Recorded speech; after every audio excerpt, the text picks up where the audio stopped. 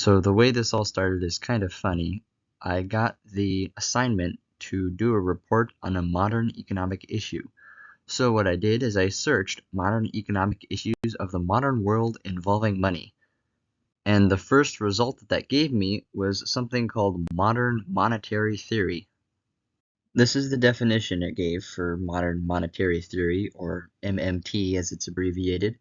A heterodox macroeconomic superstition that asserts that monetarily sovereign countries such as the US, UK, Japan, and Canada, which spend, tax, and borrow in a fiat currency that they fully control, are not operationally constrained by revenues when it comes to federal government spending.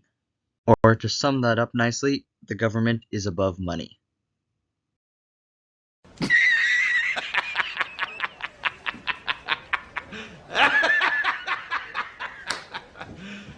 You serious?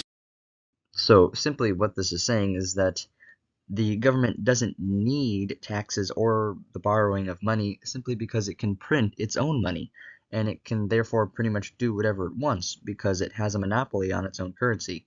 So its economics shouldn't look like normal household economics. Modern monetary theory is effectively challenging everything we've learned in economics. The entirety of macroeconomics, the nature of money itself, the usefulness of taxes, and the significance of budgets.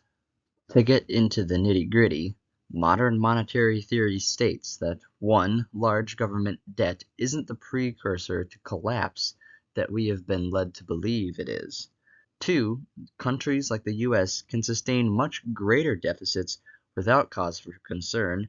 And 3. A small deficit or surplus can be extremely harmful and cause a recession, since deficit spending is what builds people's savings. Critics who support modern monetary theory say that old beliefs are a hangover from the gold standard era and are no longer accurate, useful, or necessary, which I feel like it's just a really fancy way of saying morals are so yesterday.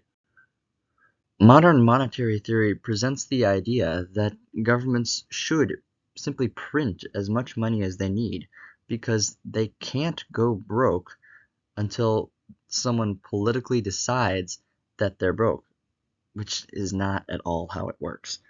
Now, if you're like me, this sounds pretty crazy, and you might be wondering who in their right mind would think this?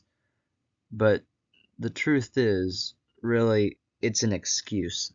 You see, the place that modern monetary theory pops up is in political debates over policies that are so radical they would normally be shot down simply because the government just doesn't have enough money to fund them. An example would be like universal health care. Normally, the government would say, oh, that's impossible. We can't afford giving out that much health care. But imagine how convenient it would be to simply say, well, modern monetary theory states that the government is not limited by money. We can pull money out of our ears.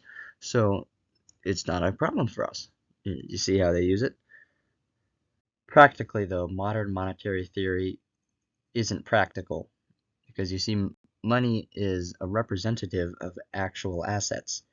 And the more money you print, the less valuable the individual dollar becomes, because it's representing less of the whole.